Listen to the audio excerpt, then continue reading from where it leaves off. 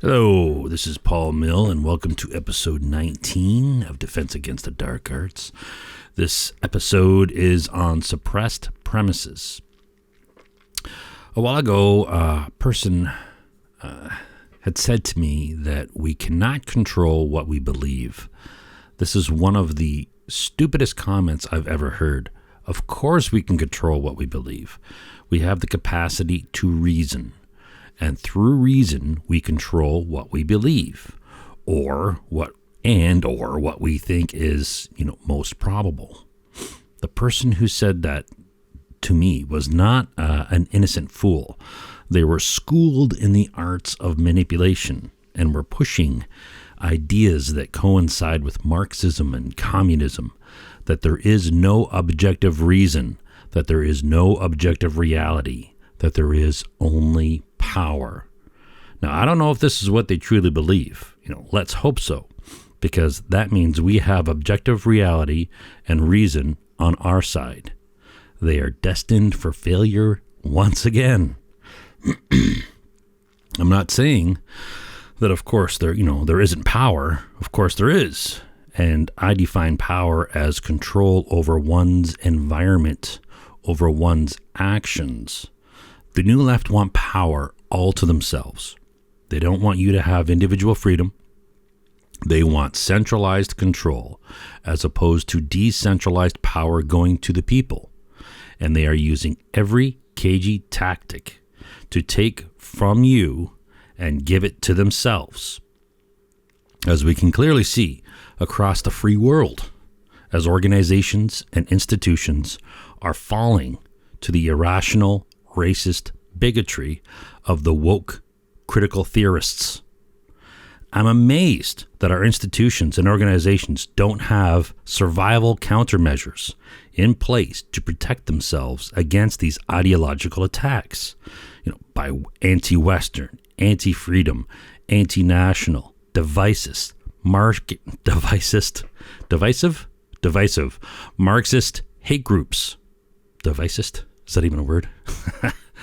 It's truly eye-opening to see how incompetent our military and civilian intelligence agencies are, how incompetent our governments, our politicians, experts in academia, and of course the legacy media truly are. This virus of bigoted division and hate has infiltrated all levels of organizations in the free world. Who's behind it? China? Russia? The illogical cancer of communism has been around in our schools and universities since before the awakening of the Chinese dragon, whatever you want to call it. Perhaps Russia was, the Soviet Union was sparking the embers, and after their collapse now and China's growth, maybe China's now taking over and fanning the flames. I don't know. Who knows? But we are currently in an information war. The fact that our politicians, news media, and academics are not screaming about it implies that they are either incompetent or complicit. Either way, we, the freedom-loving people, are no longer represented by these groups. We are many. You are not alone. We are the majority of the free world. We have to take the bull by the horns, to use the old analogy, and educate ourselves as best we can on the tactics and strategies being used against us, and stand up and speak out against them. Shine the light of truth on their blanket of lies. One of these cagey tactics being used against us is the suppressed premise. Now, what is a suppressed premise? A premise that is not explicitly said or written, right? That's what explicit means. It's spoken or written out. So it's not explicit. So it's kind of redundant to say explicitly said or written because that's what explicit means. So it is not written or said. So it's not explicit. So it's not expressed. So it's it's a suppressed premise. It's not spoken. It's implied. So first, let's start with the word suppose. A lot of times when you're a kid, I don't know, I say supposed a lot. Suppose a lot when I was a kid. I don't really say suppose so much as an adult, but I suppose, right, when you're a little kid, right? But that's a pretty powerful word. So let's start with suppose. What does suppose mean? Suppose means to assume to be true for the sake of the argument or for the sake of the explanation. So for the sake of the argument, let's pretend it's true. Let's suppose that it's true. This is a fantastic way of thinking. I don't know why we did it so much as kids and less as adults. But, this is a perfect, perfect technique for critical thinking. Supposing, right? You are not assuming it to be true. You're just, for the sake of argument, you're pretending that it's true. I know the definition might say the word assume, and assume means with no evidence. Well, I guess, but assume means to believe with no evidence. And we are not believing. We are just tentatively supposing. You can't use the word suppose in the definition of suppose. I hate when people do that, but there it is. So tentatively supposing something is true for the sake of the argument at hand. The problem is that there's another commonly used definition of the word suppose, and that is to believe, especially on uncertain or tentative grounds. To believe. Supposing should be tentative. It should be a hypothesis for the sake of argument. And I think of most of us realize this and use it as, a tentative hypothesis. It's not proven fact or belief when you suppose something. I suppose. It doesn't mean I believe it. It's just, okay, I'll hold it there as a placeholder temporarily. But we all can believe something on uncertain grounds. And now that's the spooky part. That kind of supposing is the devil's playground. Right? The manipulator loves it when you can believe something on uncertain grounds. So if we only use suppose as a tentative hypothesis for the sake of the argument, like we did when we were kids, we will be a lot harder to manipulate and deceive, which is kind of ironic because kids are usually pretty easy to deceive. But there it is. So I could be wrong on my presumption, right? That mostly kids use that, but I'm just going by my own memory here. Anyway, so what is presuppose? Presupposition. You're presupposing something. To believe or suppose in advance. Wow, that's a shocker. If you're going to suppose something in advance, you're going to presuppose it. So there we go. Now we're starting to enter this world, right? Presupposition, an implied assumption that is taken as true during an exchange of ideas. So it's an implied assumption. We're now entering the realm of implied assumptions. Assumptions are based on evidence are not called assumptions. They're called presumptions. But here we're not talking about presumptions. We're talking about assumptions. So we're saying you're not based on any evidence. It's a presupposition, is an implied assumption. Assumptions on their own are bad enough. Assumptions that are implied are even worse. So back to supposing and presupposing. Presuppositions are assumptions that are implied. How much weight should you give to presuppositions? Well, personally, I'm not going to give too much. I don't want to give any weight to a presupposition because it is an implied assumption. So the assumption's bad enough, but here we're implying assumptions. But since it's happening in our head, this is the problem, right? When you make the connection in your head, we give it a lot more weight than it deserves. We think, well, I thought of that, so therefore it's, that's my thoughts are more powerful than everybody else's. Everybody else they're all dummies. They're all idiots. But if I can make the connection in my head, oh, wow, that's right. Everyone else is stupid and they're wrong. But if I thought of it, it's right. Right? So this is kind of the stupidity that goes on when you make a connection in your head. So this is clearly a vector of attack for the manipulator. So presupposed, not explicitly stated premises are a vulnerability in our mental firewall. Right? Often the most controversial premises or reasons an arguer does not want to say will be a suppressed premise, a presupposition. The bonus here for the deceiver, for the manipulator, the kicker is that not only do they not explicitly say, so again, what does the explicitly say? So do they not make it explicit? Do they not say, anyway, so do they not explicitly say the most controversial premise, but by not saying it, by suppressing the premise, they are forcing you to connect the dots in your head for you to make the assumptions that they are implying. When you make the assumptions, you are tricked into thinking that it was you who thought of it, but you were led by the nose, by the manipulator, to make the assumption. But to make sense of an argument, when somebody's explaining something, and there are bits that are missing, that are suppressed, right? We can't help it. We try to make sense of what someone is saying. So we try to make the assumptions, or we don't try, we just do. We make assumptions to make sense of what someone's saying. So we try to connect the dots. So if somebody suppresses something, you will fill the gaps with an assumption. And that is the suppressed premise, or the suppressed claim. Could be a claim, could be a premise. So these are easy to miss if you are not paying attention. It's a cagey and dishonest tactic, but we're swimming with sharks, so we shouldn't be so naive. Nature has a way of killing off the naive. If you're naive, nature is sending a bullet your way.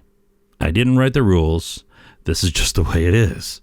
I'm not suggesting we need to be nasty or mean. Quite the contrary. But I am definitely saying life cannot afford to be naive if it is to survive on a planet such as ours. Not all suppressed premises are intentional manipulation. They may be just expediency. It's, if the suppressed premise is true, or, we all agree that it's true, or if it's objectively true, we don't have to agree to it, right? So here's an example. I'm going to have a sip of water. Here's an example of a suppressed premise. Bob said Sue was the best gardener. I liked Sue. The suppressed premise is that Sue is no longer Bob's gardener. We don't know why she's no longer his gardener, but the implied assumption is that she is no longer his gardener. But that assumption could be wrong. Perhaps Sue is still Bob's gardener, but he's now hired a better gardener, and that is why he no longer likes her, and why she is no longer the best gardener, right? We don't know. We need to be careful about presuppositions, about our assumptions. The best defense is to get the arguer to explicitly say, here we go with the explicitly say. I don't know, I have a hard time not just saying make it explicit or saying, but have the arguer explicitly, I'm gonna say this wrong just because it feels better. I'm gonna have the arguer to explicitly say the suppressed premise, or if something's written, to write it out. Write out the probable suppressed premises. Is probable the word? Plausible. The most plausible? Yeah, the most plausible suppressed premise. If it's a controversial point, we can presume, because there's some evidence here, that they intentionally suppressed it. If they intentionally suppressed it, they are being evasive. If they're being evasive or non-direct, they are probably trying to deceive us. Of course, this depends on context. Here's another example of a suppressed premise. Every alien is a sharpshooter. Therefore, Steve is a sharpshooter. The suppressed premise, the implied connection, is that Steve is an alien. Writing out the entire argument with a suppressed premise would be, Steve is an alien. Every alien is a sharpshooter. Therefore, Steve is a sharpshooter. We're using the logic we're using is Barbara. Do you remember Barbara? A is B, B is C, therefore A is C. This is a logically valid argument, but the premises may be fictional, and in this case, they are fictional. So the argument is not sound. But here's another argument. Multidimensional creatures have a right to life. So Sasquatch has a right to life. This argument is hard to disagree with, but the suppressed premise that Sasquatch is a multidimensional creature is easier to argue. It's an assertion, and there's no evidence given. This is where the true argument is, the true bone of contention here that we can debate. So here's a double suppressed premise with a suppressed claim followed by yet another suppressed premise. You hear this used, and it was used. They seem to be, I don't know if they're still talking about it in the news. It was used for a while there. Anyways, but you can understand why they suppressed these, why they didn't want to say them, right? Because they're controversial, they're racist, and they're playing into the racism of those who agree with it. So the argument is, voter ID is discrimination against people of color. So here's the suppressed premise 1. Incapable people cannot get ID. Suppressed premise 2. People of color are incapable people. Suppressed claim, therefore people of color cannot get ID. Suppressed premise 3. Requiring ID from incapable people is discrimination. So here's the actual claim at the end. Voter ID is therefore discrimination against people of color. This is so racist, so wrong. And yet, we heard it, right? So explicitly writing out these suppressed premises and claims sheds a lot of light on those who are making the argument. Often when you spell out their suppressed claims, the manipulator will just deny ever making the original claim. Regardless, making the suppressed premises explicit is a powerful tool for making the arguer's position clear and also destroying garbage arguments. Without the suppressed premise explicitly added, the argument is usually, I'm talking just generally speaking, so in general, without the suppressed premise explicitly added, the argument is usually logically invalid, but usually ignored when using non-deductive reasoning. We should not ignore it. When we add suppressed premises, we are making the argument valid logically. Any argument, no matter how crazy it is, can be made logically valid by simply adding premises. For example, it's raining, therefore she is reading. This is a non sequitur, craziness, but we can add a suppressed premise that is a conditional.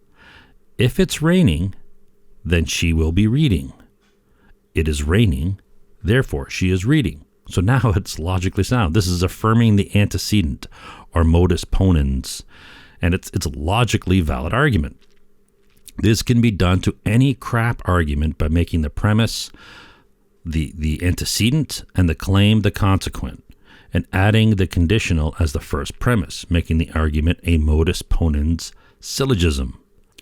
When we do this, it's called a purely formal suppressed premise, and it's not useful for evaluation of the argument. It does not add anything to our greater understanding of the argument, and is therefore pointless.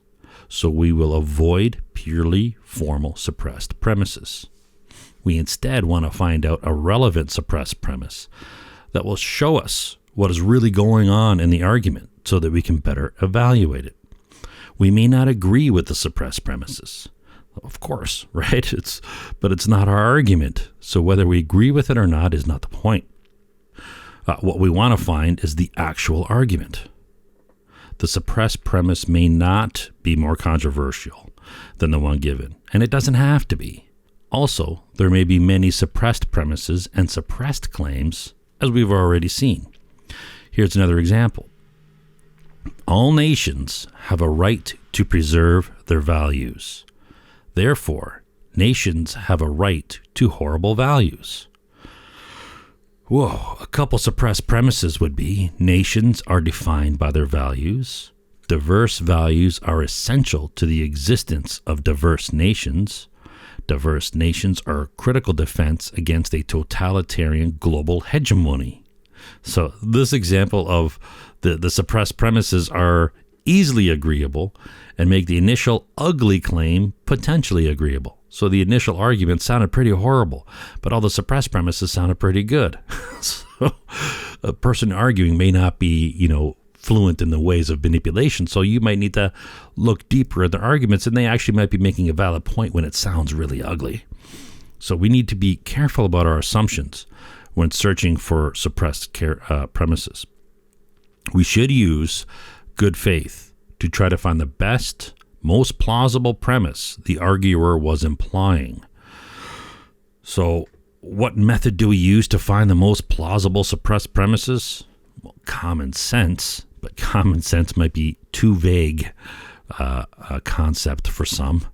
So we can look at the premise, and we can look at the claim, and what connections can we make to make the claim more agree with the premise, or to shed more light on it without adding new information, just sort of looking at it with a microscope, try to blow it up a little bit, expand and look at the definitions that they're using maybe. So here's an example.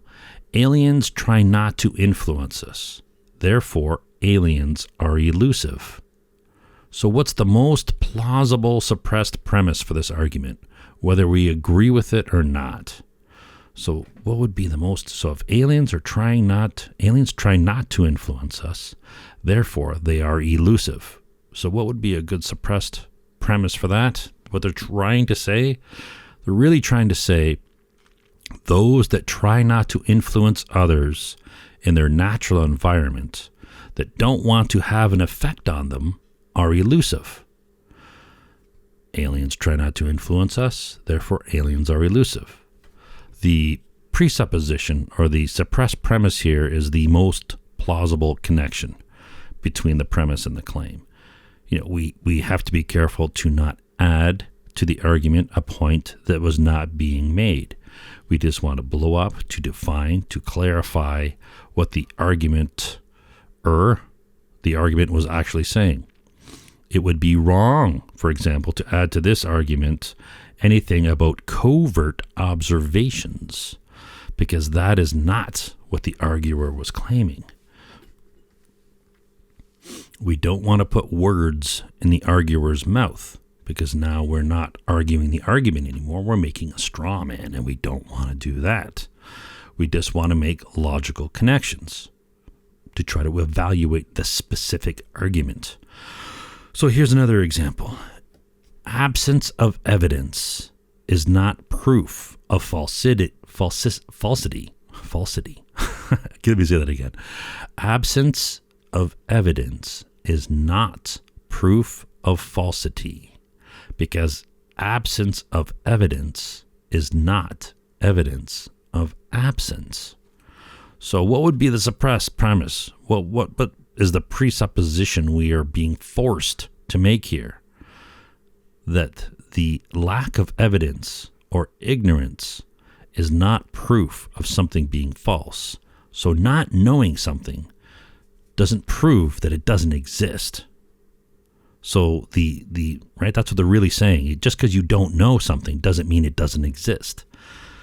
It's kind of wordy, but that's really what they're meaning, right? So the full argument would now be, smashing it all back together. Absence of evidence is not evidence of absence.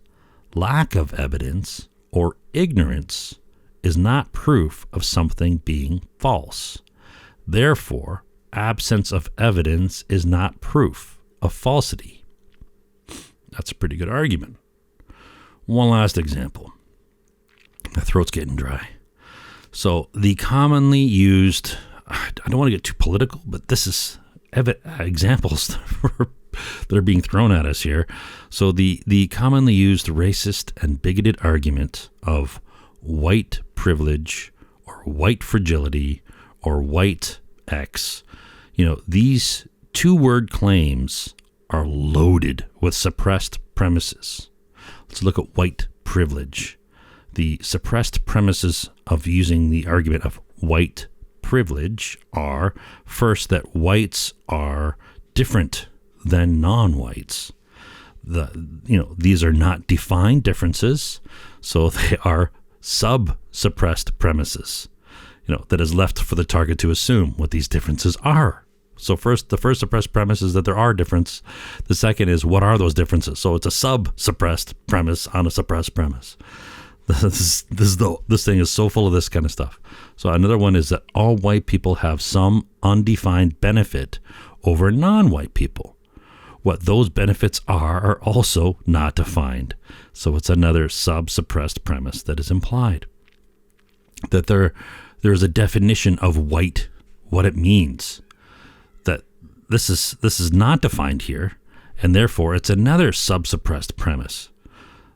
Another one is that non-whites don't have any such implied privilege. That whites are intrinsically higher socially, hence the privilege. So there's two more. Another one would be whatever is implied, whatever the implied privilege is, it's not earned and it's not based on merit. Or if that privilege is based on merit and that merit is somehow that merit is somehow unfair, and that everyone who is not white should share in the earnings of those white people who have worked for it. You see how this train of illogic begins to focus on the irrational, unfair, and in this case, Marxist ideals of equity versus equality, suppression of the best and support for the worst. Now, I'm not saying this is their argument, right? Don't put words in my mouth. This is their words, right?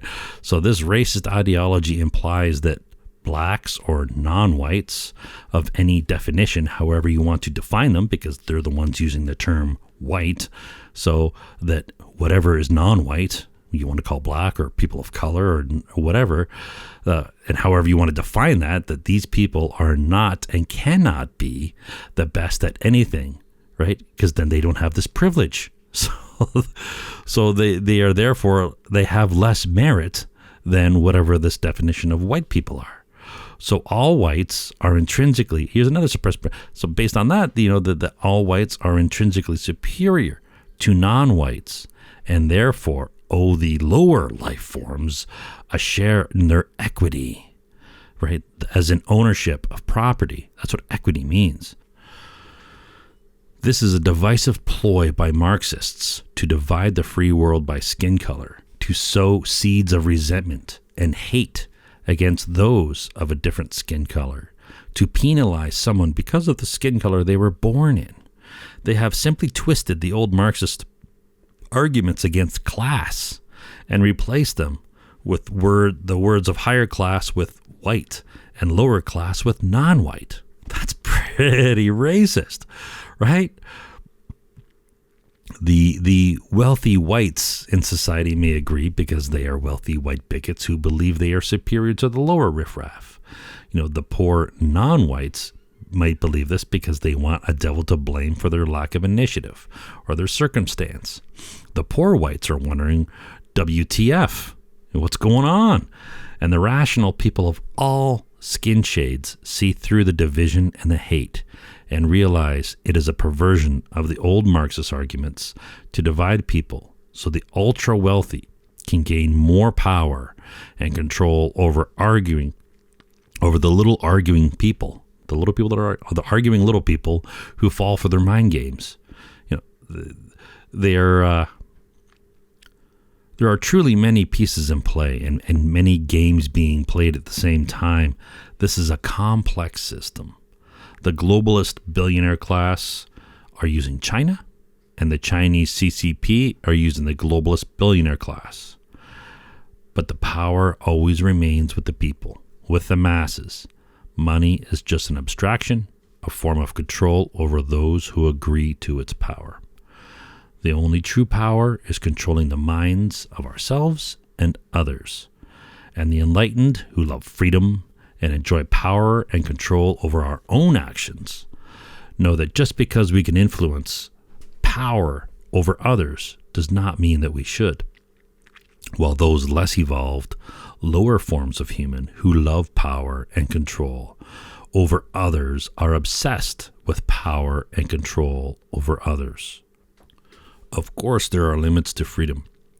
Even in nature, there are consequences for actions against others, and we rightfully are repulsed by those who use power against those who can't or don't know how to defend themselves. I've been in arguments with salespeople who argue that those who cannot defend themselves or don't know any better deserve to be taken advantage of. They should better inform themselves, better defend themselves against the likes of these salespeople. Well, I was repulsed by this, but these salespeople are not entirely wrong. And this is one of the reasons why I started this podcast, to try to even the game. I think you get the gist. Suppressed premises can be powerful tools of manipulation, but writing out suppressed premises is always a good idea to help evaluate and clarify any argument. Next episode is episode 20, Premise Evaluation.